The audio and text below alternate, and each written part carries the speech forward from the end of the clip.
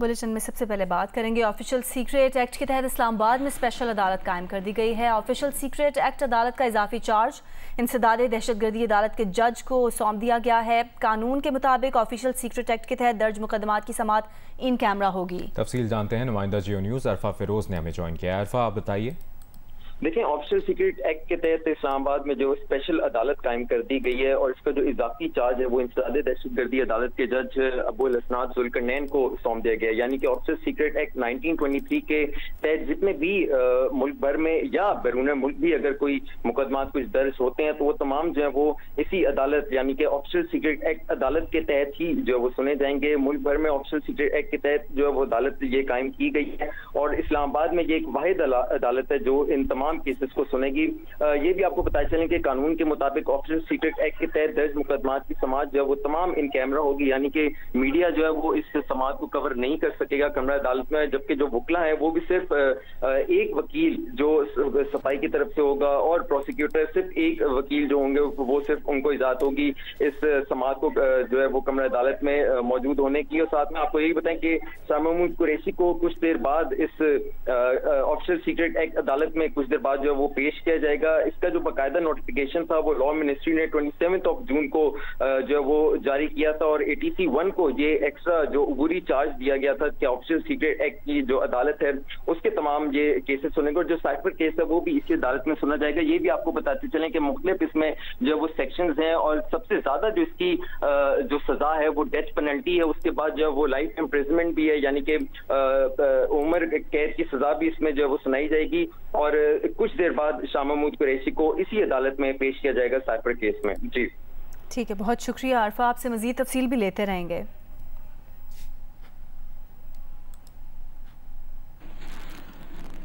साबिक attorney general और माहिर कानून अशतर औसाफ ने कहा है कि साइफर के मंदरजात पब्लिक में बताने का बोझ साबिक वज़ीर आज़म पर आएगा। साइफर पाकिस्तानी सफ़ीर का था, किसी और मुल्क के सफ़ीर का नहीं था। जियो न्यूज़ के प्रोग्राम जियो पाकिस्तान में गुफ्तगू करते हुए अशतर औसाफ का कहना था कि साइफर में सफ़ीर ने वहाँ होने वाली बातचीत से मुतालिक बताया। साइफर को लहराया गया, मंदरजात पब्लिक में आम किए गए, ये मुजरिमाना अमल है। वज़ीर आज़म के ऊपर बहुत बड़ा बोझ ये आ जाएगा कि उन्होंने इसको पब्लिकली रिवील क्यों किया। साइफर जो आया वो तो आपके सफीर का साइफर था, वो किसी और सफीर का या किसी और आदमी का नहीं था। ये साजिश की बात है, उसको लहराया गया और ये लहराना बाय इटसेल्फ क्योंकि उनके हाथ में था वो, और कहा कि ये वो साइफर है जिसको मैं आपको तो बता नहीं सकता लेकिन ये है मेरे पास।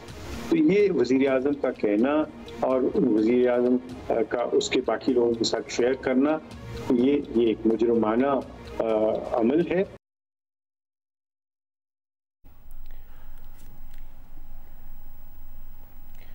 मुस्लिम लीग नून के रहनुमा और साबिक वज़ीर दिफा ख्वाजा आसिफ ने कहा है कि इंग्लिश कॉमन लॉ में खामोश रहने को बतौर रजामंदी लिया जाता है। सदर मुमलिकत ने खामोशी इख्तियार की, सदर ने रजामंदी जाहिर की, ना रिमार्क्स के साथ कानून वापस किया। सदर मुमलिकत की खामोशी का मतलब रजामंदी से लिया जाएगा।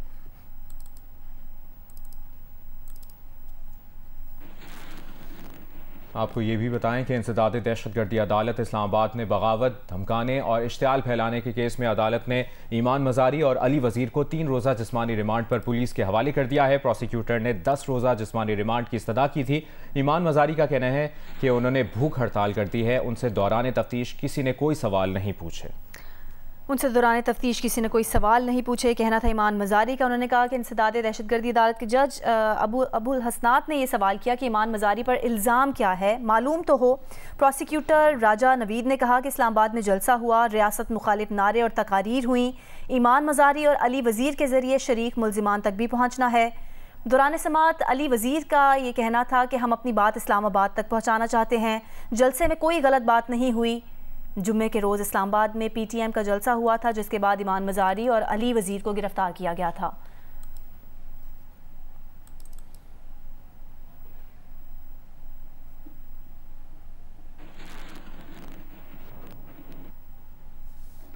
ईमान मज़ारी की वालदा और साबिक वफाकी वजीर शीरी मज़ारी ने कहा है कि उनकी बेटी को वैन में बिठाया और जब ले गए तो वो बेहोश हो गईं। बेहोश होने के बावजूद डॉक्टर से मिलने नहीं दिया गया। शीरी मज़ारी का कहना है कि ईमान मज़ारी ने खाने से मना कर दिया है। ईमान मज़ारी इंसानी हुकूक की वकील है और इसकी जान को हवालात में ख़तरा है। हम कहीं नहीं जा रहे। वो पेशियों पर आएगी। अदालत इंसानी हुकूक का एहतराम करते हुए ईमान मज़ारी को रिहा करे। आपको अपडेट कर रहे हैं ईमान मज़ारी की वालिदा और साबिक वफाकी वज़ीर शीरी मज़ारी ने जो गुफ्तगू की है। उन्होंने कहा है कि उनकी बेटी को वैन में बिठाया और जब ले गए तो वो बेहोश हो गई। बेहोश होने के बावजूद डॉक्टर से मिलने नहीं दिया गया। उन्होंने ये भी कहा कि ईमान मज़ारी ने खाने से मना कर दिया।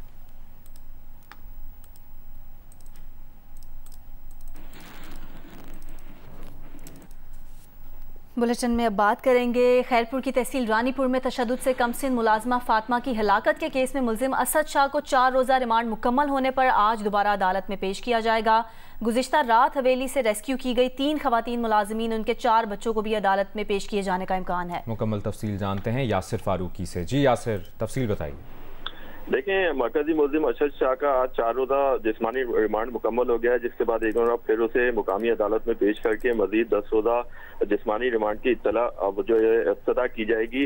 इस मौके पे जो मकतूला बच्ची के वालिदैन हैं वो अदालत पहुंच चुके हैं, जबकि गुज़िश्ता रात हवेली से रेस्क्यू की गई 3 खवातीन मुलाजिम और उनके 4 बच्चों को भी अदालत में पेश किए जाने का इम्कान है।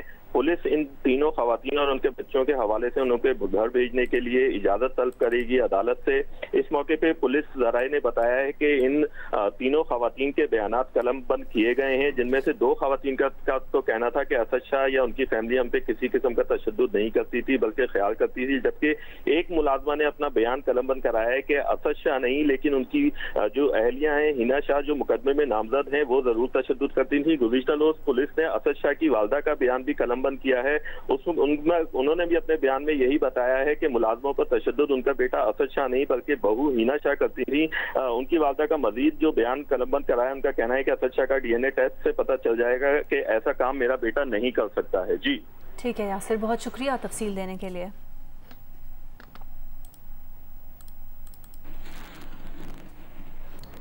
इंटरबैंक में डॉलर की कदर में ₹1.22 का इजाफा हुआ है। $1 297 का हो गया। ओपन मार्केट में डॉलर की कदर में ₹2 का इजाफा हुआ है। ओपन मार्केट में डॉलर ₹306 का हो गया है। PTI रहनुमा बाबर आवान ने कहा है कि सदर ने जो कहा है वो मोतबर बात है। ये बड़ा संगीन जुर्म हुआ है। जहां आईनी ओहदे की हुक्मदूली हो जाए वहां नतीजा आर्टिकल 6 निकलता है। बाबर आवान ने कहा कि आर्टिकल 186 सदर को इख्तियार देता है कि वो सुप्रीम कोर्ट के सामने सवाल भेजे। सुप्रीम कोर्ट मामले का आज खुद नोटिस ले। जो सदर ने कहा है वो मोतबर बात है, वो काबिल एतबार बात है। उसके मुकाबले में अगर कोई नीचे बैठा हुआ जो कॉन्ट्रैक्ट का मुलाजिम है या सदर हाउस का, बेशक वो सेक्रेटरी हो या बेशक वो चपरासी हो, उसको आइन कोई इख्तियार नहीं देता कि वो किसी कानून के बारे में फैसला साजी को रोके और किसी जगह पे भी वो फैसला साजी में सबूताज करे या उसमें मुदाखलत करे। ये बड़ा संगीन जुर्म हुआ है और जहाँ जो कॉन्स्टिट्यूशनल इनसबॉर्डिनेशन यानी हुक्मतूली हो जाए आइनी एक ओहदे की, तो उसका नतीजा फिर आर्टिकल 6 निकलता है जो हाई ट्रीजन पनिशमेंट्स एक्ट के अंदर जाता है। जो सदर है उसके पास आर्टिकल 186 कॉन्स्टिट्यूशन का इख्तियार देता है कि वो सुप्रीम कोर्ट के सामने ये सवाल भेजे। सदर साहब भेज सकते हैं, पाकिस्तान तहरीक इंसाफ ने फैसला किया है भेजने का और लोग भी आएंगे, बारें भी इस पे आएंगी, इसलिए कि ये पाकिस्तान की 75 साल की हिस्ट्री में कल जो सदर की ट्वीट थी वो पाकिस्तानी तारीख की 76वें साल में सबसे बड़ी ट्वीट है। रवां माली साल के दौरान गर्दिशी कर्जे में 182 अरब रुपए कमी का प्लान मंजूर कर लिया गया है। इस प्लान की तफसीलात लेंगे नुमाइंदा जियो न्यूज़ अशरफ मलकम से। जी अशरफ। जी, जो IMF के साथ हमारा एग्रीमेंट हुआ था हुकूमत पाकिस्तान का, उसके मुताबिक जो गर्दिशी कर्ज है इसमें कमी लानी थी, लेकिन इसमें अभी तक जो ताज़ा तरीन इत्तलात हैं कि आज जो रिसेंटली कल एक मीटिंग हुई थी, इसमें 182 बिलियन रुपीज 182 अरब रुपए इसमें कमी लाई जाएगी गर्दिशी कर्ज में। जो रवा माली साल है इसके इख्तिताम तक जो गर्दिशी कर्ज पावर सेक्टर का 2128 रुपए तक लाया जाएगा जो साल चल रहा है, जबकि जून 2023 तक पावर सेक्टर का गर्दिशी कर्ज है जो 2310 रुपए तक पहुंच चुका था। हुकूमत ने पावर प्रोड्यूसर के 1430 रुपए अदा करने, जबकि पावर होल्डिंग कंपनी के 760 अरब रुपए हुकूमत ने अदा करने जो गर्दिशी कर्ज की मद में जमा हो सके हैं। इस तरह जेनिकोस जन से फ्यूल सप्लायर्स को जो फ्यूल सप्लाई करते हैं उन्होंने 110 रुपए अदा करने हैं। इसमें IMF के साथ जो पाकिस्तान अपना कर्ज में कमी के गर्दिशी कर्ज में कमी का प्रोग्राम शेयर किया तो उसकी मंजूरी वज़ारत ख़ज़ाना ने दे दी है और इसमें कमी के इक़दाम किए जाए, किस तरह कमी की जाए। जी बहुत शुक्रिया आपका अशरफ मरहम, आपने अपडेट किया। पेशावर में पेट्रोलियम मसनूआत की कीमतों में इजाफे के असरात अशियाए खुरनोश पर भी पड़े हैं। दाल, चावल, मुर्गी, गोश्त और दीगर अशियाए ज़रूरिया की कीमतों में इजाफा हुआ है। मजीद बता रही हैं माहम कुरैशी। पेट्रोलियम मसनूआत, गैस और बिजली की कीमतों में इजाफे की वजह से अशियाए खुर्दोनोश की कीमतें भी आसमान को छूने लगी, जिसके बायस शहरी परेशान हैं। अगर बात करें दालों की तो मसूर की दाल की फ़ी किलो कीमत बढ़कर 260 रुपए हो गई, लोबिया और माश की दाल की फ़ी किलो कीमत बढ़कर 500 रुपए हो गई, जबकि चावल की फ़ी किलो कीमत 350 रुपए से बढ़कर 380 रुपए हो गई। इसी के साथ साथ चीनी की फ़ी किलो कीमत में 31 रुपए और घी की फ़ी किलो कीमत में 40 रुपए का इजाफा किया गया है। मुर्गी का फ़ी किलो गोश्त 435 रुपए, जबकि गाय का गोश्त 800 से 850 रुपए और बकरे का गोश्त 1700 रुपए फ़ी किलो फरोख्त किया जा रहा है। इससे मुतालिक एक शहरी मौजूद है, इनसे बात करते हैं। हालिया जो कीमतों की जो इजाफा देखने में हमें, इससे जो है हर तबका जो है परेशान है, चाहे गरीब हो चाहे वो अमीर तबका हो। कहाँ से कहाँ पहुँच गई। जब दालें उठाएं, मुर्गी उठाएं या दूसरे जो ज़रूरत अशिया की उठाएं, सब्जियाँ उठाएं। शहरियों का कहना है कि गोश्त तो दूर की बात, अब तो दालें और सब्जियाँ भी उनकी पहुँच से बाहर हो गई हैं। उनका कहना है कि हुकूमत इस रोज़ बरोज़ बढ़ती हुई महंगाई को कम करने के लिए फौरी तौर पर इक़दाम करे। जी फैसलाबाद के इलाके जड़ावाला में जलाए गए गिरजाघरों की बहाली का काम जारी है। मजीद बताएंगे हमाद अहमद। जी इस वक्त हम क्रिश्चियन कॉलोनी में मौजूद हैं और यहाँ पर जो घर जलाए गए थे, जिनमें तोड़फोड़ की गई थी, इन खंडर मकानात में जो मुतासरीन हैं, जो मुतासरा ख़ानदान हैं, वो यहाँ पर गुज़श्ता रोज़ से और ऐसे एक रोज़ कबल से यहाँ पर आ गए हैं। लेकिन हालात यहाँ पर अभी भी बड़े ख़राब हैं कि ये मकानात खंडर हैं। बिजली इस इलाके की बहाल कर दी गई है, गैस बहाल कर दी गई है, लेकिन अभी भी मकानात के अंदर जो है वायरिंग मुकम्मल तौर पर जल गई है, जिसकी वजह से अभी भी बिजली बहाल नहीं हो सकी। मुख्तलिफ अमदादी सामान लेके लोग आ रहे हैं, उनकी जानब से चारपाइयाँ दी गई हैं।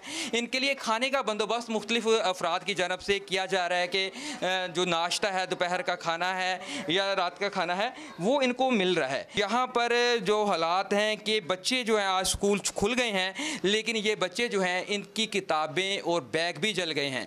मेरे साथ ख़वातीन मौजूद हैं। हुकूमत की जानब से इक़दाम किए जा रहे हैं। वज़ीर आला पंजाब गुज़श्ता रोज़ आए और हर ख़ानदान के लिए 20 लाख अमदाद का ऐलान किया गया। वज़ीर आज़म पाकिस्तान भी आज फैसला जो जड़ावाला का दौरा करेंगे और यहाँ पर जो मुतासरा अफराद हैं उनमें अमदादी चेक तकसीम करेंगे और जो मुतासरा जो जलाए गए चर्चेज़ हैं उनकी बहाली के हवाले से भी जायज़ा लेंगे। हुकूमत इक़दाम कर रही है, 20 लाख का ऐलान कर दिया है। वज़ीर आज़म भी आज आ रहे हैं, तो ये अच्छे इक़दाम हो रहे हैं। जी भाई अच्छे हो रहे हैं, मगर ये है कि अगर पूरा करेंगे तो फिर ही हमें यकीन होगा ना कि ऐलानात पर अमल हो। हाँ जी, इल्म पता है, यही बात कह रहे हैं, फिर ही बात करेंगे ना, पूरा करेंगे तो। अच्छा, अभी क्या क्या मुश्किलात आपकी बरकरार है? क्या कुछ भी नहीं है, क्या हम करें, हुकूमत से क्या क्या कहें हम, बस जो उन्होंने ऐलान किया है देने के लिए, अगर वो पूरा करेंगे तो हम बात करेंगे। यहाँ पर जो गिराव जलाओ के दौरान कुछ मुतासरीन ऐसे भी हैं जिनके कौमी शनाख्ती कार्ड भी उसमें ख़त्म हो गए हैं, तो वो उनको इमदादी सामान और रिलीफ का सामान लेने में भी मुश्किलात का सामना है। तो इस हवाले से जो इंतज़ामिया की जानब से ये बताया गया है कि जो म्यूनसिपल कमेटी है वहाँ पर नादरा का मोबाइल काउंटर कायम कर दिया गया है, जहां पर कौमी शनाख्ती कार्ड उनके बनाए जा रहे हैं ताकि उनको ये सहूलत फराहम की जा सके। जी रानीपुर में पीर की हवेली से 20 साल की लड़की लापता होने का दावा किया गया है। लड़की के वरसा ने इल्ज़ाम आयद किया है कि मियाँ बीवी का तनाज़ा हल होने तक लड़की को हवेली में छोड़ा था। लड़की 1.5 साल से लापता है। ये मामला है क्या? नुमाइंदा जियो न्यूज़ यासिर फारूकी हमारे साथ मौजूद है। यासिर, ये वही हवेली है जहाँ से 10 साल की फातिमा की लाश मिली थी? वरसा इतना अरसा क्यों खामोश रहे हैं?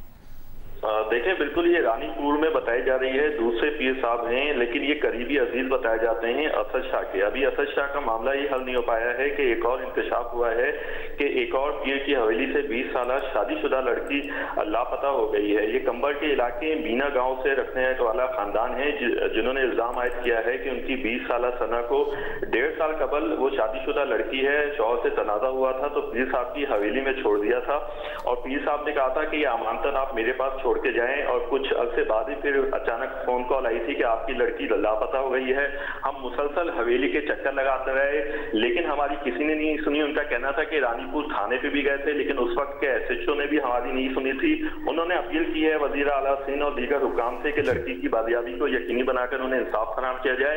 खैरपुर पुलिस हुक्काम से हमारी बात हुई, उनका कहना है इस हवाले से अब तक हमें कोई इत्तला नहीं है। बोलसा से राब्ता करके तहकीकात शुरू की जाएंगी। जी यासिर फारूकी, शुक्रिया।